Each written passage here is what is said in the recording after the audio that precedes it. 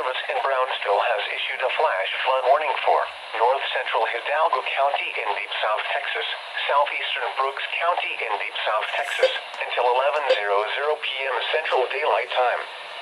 At 9:02 p.m. Central Daylight Time, Doppler radar indicated showers and thunderstorms producing heavy rain across the warned area. Up to 2 inches of rain have already fallen. Flash flooding is expected to begin shortly. Some locations that will experience flooding include Rachal, Encino, and El Coyote Ranch Airport.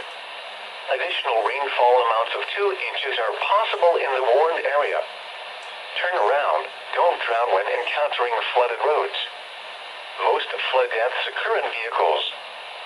Be especially cautious at night when it is harder to recognize the dangers of flooding.